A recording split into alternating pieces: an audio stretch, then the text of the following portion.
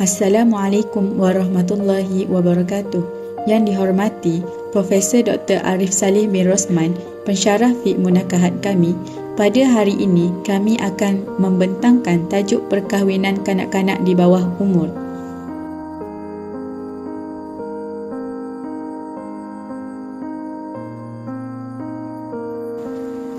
Baiklah, sebelum kita mendalami topik kita pada hari ini, iaitu perkahwinan kanak-kanak di bawah umur, marilah kita ketahui pengenalan perkahwinan kanak-kanak di bawah umur ini pada ketika dahulu banyak diadakan oleh masyarakat dahulu kerana perkara ini dianggap perkara biasa dan menjadi adat pada kebiasaannya. Dan amalan ini dilakukan secara meluas, bukan hanya pada masyarakat Islam tetapi budaya masyarakat global juga digunakan, seperti di China, India, Jepun, Babylon, Rom, Athens, Yahudi dan Kristian di Eropah. Dan perspektif seluruh masyarakat berubah apabila budaya dan pemikiran mereka ni berubah terhadap standard kehidupan dan bentuk undang-undang komuniti. Dan di mana aliran pemikiran moden yang menekankan idea egalitarian membolehkan dan peluang hak kemanusiaan yang sama untuk wanita dan lelaki terhadap kehidupan yang menjadi prinsip untuk membentuk masyarakat kontemporari. Dan masyarakat ni ramai memutuskan bahawa kanak-kanak tidak boleh dipaksa untuk berkahwin dan kerana ianya tidak adil dan menghalang mereka daripada memilih masa depan mereka sendiri. Dan seterusnya mereka membuat undang-undang yang menepati batasan umur untuk melindungi kanak-kanak dan memberi mereka peluang untuk membesar sebelum mereka membuat keputusan besar. Perkembangan yang berlaku di dunia barat tidak sekaligus memberi kesan kepada perspektif masyarakat Islam kontemporari terhadap keperluan untuk menilai semula hukum-hukum Islam yang telah ditentukan melibatkan kekeluargaan terutamanya yang akan dibahaskan dalam topik kita, iaitu yang melibatkan kanak-kanak di bawah umur. Dan kami juga akan membincangkan tentang perkahwinan di mana kedua-dua orang yang terlibat adalah kanak-kanak ataupun salah seorang daripada mereka kanak-kanak yang perlu mengikut peraturan untuk berkahwin yang diguna pakai di negara yang mempunyai ramai masyarakat Islam pada hari ini. Seterusnya saya akan jelaskan definisi perkahwinan kanak-kanak. Sebelum itu, nama saya Nur Nadiatul Aimah binti Ismail, A22HP0161. Okey, Perhimpunan Bangsa-Bangsa Bersatu yang kali ke-44 telah menerima secara rasmi dan konsensus Convention mengenai hak kanak-kanak pada 20 November 1989. Menurut artikel Convention Hak Kanak-kanak UNICEF, kanak-kanak ni telah didefinisikan sebagai seseorang yang berumur di bawah 18 tahun seperti yang telah ditetapkan oleh the United Nations Children Funds, iaitu UNICEF.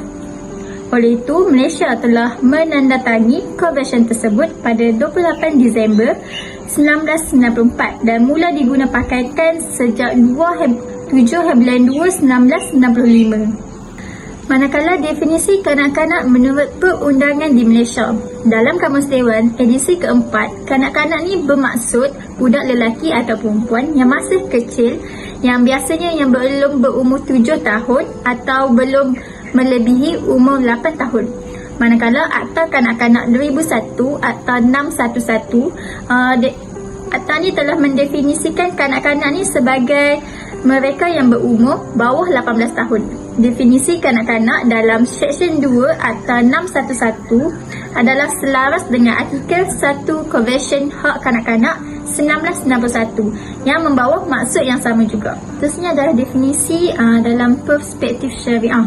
Okey, kalau dalam agama Islam, keadaan seseorang kanak-kanak yang telah akil baligh juga kita perlu kaitkan dengan definisi yang kita bagi untuk mengelakkan isu salah faham terhadap batasan umur seseorang yang telah akil baligh, untuk mereka ni tahulah berapa hak mereka untuk berkahwin. So sangat penting. So dalam kamus bahasa Arab ni, kanak-kanak ni telah disebut sebagai as-saghir, iaitu kecil. Dan Ibnu Manzur juga telah mendefinisikan as-sighar ni dari sudut bahasa sebagai kurang saiznya atau kurang umumnya, maka dia adalah saghir. Dan saghir ni sebenarnya ada berlawanan dengan kabir, iaitu besar. Ini adalah definisi kanak-kanak dalam undang-undang Islam. Mengikut undang-undang Islam, istilah kanak-kanak ni digunakan merujuk kepada seseorang yang belum baligh. So, kita nak tentukan seseorang tu dah baligh ataupun belum, terdapat dua cara, iaitu cara yang pertama adalah kita melihat baligh secara tabi'i, dan yang kedua adalah baligh secara umum. Okey, baligh secara tabi'i ni kita lihat dari segi, kita tentukan dia dari segi tanda-tanda fizikal. Contohnya macam ni, kalau perempuan tu dah datang haid, so dia dah sampailah umur akhir baligh dia tu. Lepas tu kalau lelaki ni, kalau dia keluar air mani, so lelaki tu pun dah capai akhir baligh dia tu. Okey, manakala baligh dengan umur ni kita boleh tentukan dia bila kita tidak melihat tanda-tanda fizikal pada kanak-kanak tersebut. Maksudnya kat sini, kanak-kanak perempuan tak keluar haid mereka, ataupun kanak-kanak lelaki tak keluar air mani. So kita akan tentukan melalui umur pula. So banyak para fuqaha ni telah berbeza pendapat tentang umur baligh seorang kanak-kanak itu. Jadi penentuan baligh secara umum ni kita tentukan apabila kita tidak melihat tanda-tanda fizikal pada tubuh badan kanak-kanak tu. So dalam mazhab Maliki, ni telah menghadkan umur 17 tahun sebagai umur baligh. Manakala dalam mazhab Syafi'i, Hambali dan Hanafi, mereka ni telah menghadkan seseorang kanak-kanak ni dianggap sampai umur baligh ni apabila berusia 15 tahun. Tak kira lelaki ataupun perempuan, dua-dua tu kalau sampai umur 15 tahun, mereka ni telah dianggap baligh. Tapi berbeza pula dengan mazhab Maliki. Mazhab Maliki ni dia kata umur 17 tahun yang boleh dianggap baligh. Seterusnya ialah perbincangan mengenai perkahwinan kanak-kanak menurut perspektif syariah dan juga sivil. Okey, menurut perspektif syariah, ulama telah pun berselisih pandangan mengenai hukum perkahwinan kanak-kanak, di mana ada sebahagian ulama menerima perkahwinan kanak-kanak dan ada sebahagian lagi menolak perkahwinan kanak-kanak. Di mana sebahagian ulama yang menolak perkahwinan kanak-kanak itu termasuklah Ibnu Shubrumah dan juga Abu Bakar Al-Asam, di mana mereka ni telah pun memberikan dalil nas dan juga dari akal yang mempertimbangkan sebelum membenarkan perkahwinan kanak-kanak itu diadakan. Di mana mereka ni telah pun berpendapat bahawa tidak wajar suatu perkahwinan kanak-kanak itu diadakan. Sebab apa? Sebab jika suatu perkahwinan diadakan pada usia kanak-kanak, maka segala tujuan perkahwinan seperti pergaulan antara suami isteri tidak mampu diadakan, dan bahkan ini akan memberi yang mudarat yang berpanjangan kepada kanak-kanak tersebut. Adapun begitu, terdapat sebagian ulama lagi menerima perkahwinan kanak-kanak, di mana mereka ni telah pun memberi hujah dengan melihat kepada perkataan al-sighar itu sendiri, di mana perkataan al-sighar itu merupakan satu ciri yang disifatkan kepada seseorang bermula lahir sehinggalah dia baligh. Jadi seseorang yang telah pun mencapai usia baligh, tidak kiralah mereka baru berumur 10 atau 11 tahun, mereka tidak lagi diklasifikasikan sebagai kanak-kanak. Mereka juga berhujah bahawa walaupun kanak-kanak belum lagi sesuai untuk melahirkan anak ataupun mengandung, namun objektif perkahwinan seperti melahirkan keturunan yang ramai adalah mampu untuk diadakan setelah kanak-kanak itu mencapai usia dewasa dan mampu untuk melaksanakan tugas hakiki mereka sebagai suami dan juga isteri. Seterusnya ialah berkaitan dengan dalil-dalil yang dipakai oleh para ulama dalam menyokong hujah mereka sama ada menerima ataupun menolak hukum perkahwinan kanak-kanak. Jadi sebagian ulama yang menerima perkahwinan kanak-kanak, mereka ini telah menggunakan dalil nas Al-Quran, iaitu surah At-Talaq ayat 4 yang bermaksud dan perempuan-perempuan dari kalangan kamu yang telah putus dari kedatangan haid, yakni menopause, jika kamu menaruh syak, yakni terhadap tempoh idah mereka, maka idahnya ialah 3 bulan, dan demikian juga idah perempuan-perempuan yang tidak berhaid. Adapun ulama yang memberi pandangan menolak perkahwinan kanak-kanak ini, mereka telah menggunakan dari Al-Quran juga, iaitu dari surah An-Nisa ayat 6 yang bermaksud, dan ujilah anak-anak yatim sampailah mereka mencapai usia nikah. Apabila kalian menemukan kecerdasannya, maka serahkanlah harta-harta itu kepada mereka. Walau bagaimanapun, terdapat golongan individu yang cuba untuk mengaitkan perkahwinan bawah umur ataupun perkahwinan kanak-kanak ini dengan apa yang dilakukan oleh Rasulullah SAW bersama isteri baginda, iaitu Aisyah radhiyallahu anha. Hakikatnya hujah ini adalah tidak benar sama sekali. Sebab apa? Sebab perkahwinan antara Rasulullah SAW dan juga isteri baginda, iaitu Aisyah radhiyallahu anha, merupakan perbuatan khususiyah, iaitu sifat khusus yang hanya boleh berlaku pada Nabi sahaja dan tidak boleh kepada umat baginda. Sebagaimana hukum yang membenarkan Nabi Muhammad SAW untuk berpoligami melebihi daripada 4 orang. Dan ini hanya khusus kepada Nabi dan tidak boleh kepada umat baginda. Manakala perkahwinan kanak-kanak menurut perspektif sivil pula melihat kepada kedudukan umur minimum bagi perkahwinan di Malaysia, umur minimum untuk membenarkan perkahwinan yang melibatkan masyarakat yang beragama Islam di Malaysia ialah 18 tahun bagi lelaki dan 16 tahun bagi perempuan untuk membenarkan mereka melangsungkan perkahwinan. Walaupun begitu, perkahwinan bawah umur ataupun perkahwinan kanak-kanak boleh dilaksanakan atau boleh dilakukan jika mereka telah pun mendapat kebenaran daripada hakim mahkamah syariah ini. Dan melihat kepada tujuan mengapa diletakkan hak umur minimum, pertama ialah untuk mengelakkan dan memastikan tidak berlaku salah guna kuasa seorang wali terhadap tanggungannya yang masih lagi belum mampu untuk berfikir secara waras untuk membuat satu keputusan itu sendiri. Kesimpulannya, setelah diteliti, didapati bahawa Undang-Undang Keluarga Islam di Malaysia yang menetapkan perkahwinan hanya boleh berlaku atau dilaksanakan bermula umur 12 tahun bagi lelaki dan 16 tahun bagi perempuan, atau membenarkan permohonan pernikahan bawah umur dengan melihat masalah yang diterima dan menolak mafsadah yang ditanggung terlebih dahulu adalah selari dengan hukum syarak yang mengharuskan perkahwinan kanak-kanak, walaupun ada sebagian ulama yang menolak dan tidak bersetuju perbuatan perkahwinan kanak-kanak itu dilaksanakan. Saya akan menerangkan beberapa faktor yang menyebabkan berlakunya perkahwinan bawah umur, iaitu perkahwinan kanak-kanak. Antaranya adalah ia dapat melindungi dan menjaga keselamatan pasangan tersebut. Yang ini dikira sebagai salah satu faktor yang paling utama. Secara huraiannya, perkahwinan ini mampu mewujudkan rasa selamat ataupun rasa ketenangan yang dapat melindungi mereka daripada pelbagai maksiat dan juga jenayah yang boleh mengancam kesejahteraan mereka, terutamanya bagi anak perempuan. Selain itu, kebanyakan ibu bapa bimbang dan menganggap bahawa anaknya akan menjadi mangsa gangguan seksual dan juga eksploitasi yang dilakukan oleh seseorang individu yang tidak bertanggungjawab. Maksud eksploitasi di sini adalah seseorang mengambil kesempatan untuk mempergunakan seseorang yang lain secara tidak adil ataupun dengan cara menggunakan sesuatu perkara yang tidak baik. Selain itu, faktor kedua yang mempengaruhi perkahwinan bawah umur adalah disebabkan untuk mengatasi masalah kemiskinan dalam kehidupan mereka. Kemiskinan ini sedia maklum merupakan satu cabaran yang dihadapi oleh individu yang mempunyai kawalan terhadap pilihan hidup mereka. Hal ini demikian kerana mereka kekurangan pengetahuan dan sumber ekonomi yang mencukupi.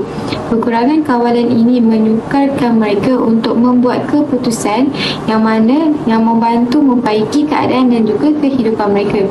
Di samping itu, ramai individu dalam kemiskinan ini berpegang kepercayaan bahawa berkahwin akan memberikan mereka kestabilan kewangan. Mereka juga melihat perkahwinan awal kanak-kanak ni sebagai satu cara untuk meringankan beban ekonomi keluarga mereka dan juga berpotensi meningkatkan ekonomi mereka secara keseluruhan. Seterusnya, faktor ketiga yang membawa kepada perkahwinan kanak-kanak bawah umur adalah disebabkan keterlanjuran yang menyebabkan lahirnya anak luar nikah. Untuk mengelakkan kanak-kanak ini terlibat dalam perhubungan percintaan dan juga melibatkan mereka dalam perzinaan yang berpotensi untuk melahirkan anak luar nikah, pertama sekali adalah penting untuk kita menyedari bahawa perasaan ingin tahu seseorang individu akan timbul secara semula jadi dalam diri individu yang membawa mereka untuk menerokai keinginan dalam terlibat aktiviti seksual dengan memberikan mereka pendidikan yang komprehensif mengenai hubungan di antara lelaki dan perempuan ataupun pergaulan antara lelaki dan juga perempuan. Mereka dapat pengetahuan dan juga pemahaman yang diperlukan untuk membuat pilihan yang terbaik. Pendidikan seks ini bukan sahaja perlu memberi tumpuan kepada aspek fizikal seks, tetapi juga menekankan kepentingan hubungan emosi, rasa hormat dan juga komunikasi dalam hubungan. Ia juga dapat mengajar mereka untuk membuat keputusan yang baik dan juga mewujudkan rasa sifat bertanggungjawab dalam sesuatu perkara apabila menjalinkan hubungan. Jadi sekiranya mereka telah terlanjur dan menyebabkan lahirnya anak luar nikah, secara patutnya lelaki itu bertanggungjawab atas apa yang mereka lakukan. Faktor terakhir yang mempengaruhi perkahwinan awal kanak-kanak ni adalah disebabkan budaya dan juga tradisi setengah keluarga di Malaysia, di mana setengah masyarakat berpendapat bahawa mengahwinkan kanak-kanak pada usia muda adalah norma ataupun budaya yang mesti diikuti dalam satu tradisi. Beberapa faktor budaya yang memainkan peranan dalam perkahwinan kanak-kanak adalah ianya dapat memelihara kehormatan keluarga. Secara ringkasnya, perkahwinan awal kanak-kanak ni dapat membantu keluarga ni menjaga kehormatan ataupun nama baik mereka sendiri. Dan ibu bapa juga mungkin percaya bahawa dengan mengahwinkan anak perempuannya pada usia kanak-kanak ni, mereka boleh menjaga kesucian anak perempuannya dan juga nama baik keluarga mereka. Mereka ni kebiasaannya ibu bapa ni terlalu bimbang terhadap kesucian anak mereka, terutamanya anak perempuannya, dan melihat perkahwinan ni adalah salah satu cara untuk menjaga ataupun melindungi kesucian anak perempuannya, iaitu maruah lah. Selain itu, setengah budaya juga mempunyai tradisi yang kuat yang mana mengekalkan tradisi perkahwinan kanak-kanak ini. Masyarakat sebegini mungkin melihat perkahwinan kanak-kanak ini sebagai satu cara untuk meningkatkan nilai, norma dan amalan yang telah wujud selama berabad-abad tahunnya. Dalam setengah budaya juga, anak perempuan ni dianggap sebagai satu aset yang sangat penting dalam sesebuah keluarga, yang mana boleh digunakan untuk membina hubungan sosial yang sangat baik, politik dan juga ekonomi antara keluarga yang lain. Dalam pandangan ini, mengahwinkan anak perempuannya pada usia kanak-kanak boleh mengeratkan hubungan antara kekeluargaan. So, secara kesimpulannya, tradisi dan juga budaya ini boleh membantu keluarga ini mengeratkan hubungan dan juga membina hubungan sosial, politik dan ekonomi antara keluarga yang lain. Perkahwinan merupakan satu tuntutan ibadah di dalam Islam. Namun, jika dapat lihat, perkahwinan kanak-kanak di bawah umur merupakan satu bentuk penganiayaan ke atas kanak-kanak tersebut. Antara kesan perkahwinan kanak-kanak dapat dilihat dari segi pendidikan. Pendidikan merupakan satu hak yang perlu diberikan kepada semua masyarakat tanpa mengira pangkat, darjat, kaum dan agama. Meskipun tiada kajian yang jelas menunjukkan bahawa pendidikan merupakan penghalang kepada kanak-kanak untuk melanjutkan pengajian, namun terdapat kajian akademik yang menunjukkan bahawa kanak-kanak yang telah berkahwin terpaksa berhenti belajar dan tidak dapat menyambung pendidikan mereka ke peringkat yang lebih tinggi. Norma masyarakat telah banyak dipengaruhi oleh perkembangan pemikiran, persekitaran dan zaman. Meskipun ada yang beranggapan bahawa perkahwinan bukanlah satu penghalang kerana Islam tidak pernah menghalang perkahwinan kanak-kanak. Namun terdapat kajian berkaitan keterbatasan hak pendidikan yang sepatutnya dinikmati oleh kanak-kanak. Hal tersebut boleh menyekat peluang kanak-kanak untuk meneruskan kajian ke peringkat yang lebih tinggi dan mengembangkan potensi mereka. Mereka mungkin terpaksa berhenti sekolah, menghentikan kemajuan akademik mereka dan menghadapi keterbatasan pekerjaan di masa akan datang. Berdasarkan satu kajian yang dijalankan oleh seorang kanak-kanak di Kelantan menunjukkan bahawa mereka tidak dapat meneruskan pengajian ke peringkat yang lebih tinggi dan terdapat juga di antara mereka yang tidak dapat menamatkan pengajian meskipun di peringkat menengah. Kanak-kanak tersebut terpaksa mengakhiri zaman kanak-kanak mereka lebih awal berbanding kawan-kawan mereka yang lain.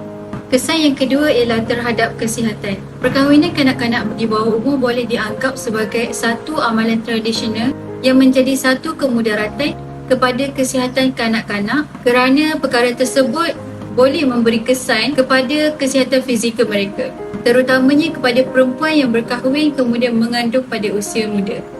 Kanak-kanak yang dipaksa berkahwin ini juga akan mengalami masalah pada mental mereka.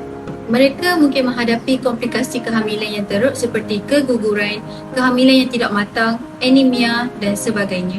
Selain itu, mereka juga cenderung untuk menghadapi masalah seperti anxiety dan depression.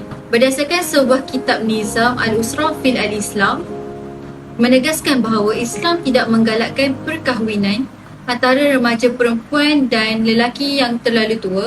Begitu juga sebaliknya. Hal ini untuk menjaga kemaslahatan bagi kedua-dua pihak. Kesimpulannya, terdapat banyak kajian yang dilakukan bagi membuktikan bahawa kesan perkahwinan ke atas kanak-kanak amat tidak digalakkan dan ia memberi kesan yang buruk dari sudut hak kesihatan kanak-kanak. Sekiranya perkahwinan tersebut tidak bertujuan untuk mendapatkan keturunan dan zuriat, maka pernikahan tersebut adalah bertentangan dengan maqasid pernikahan.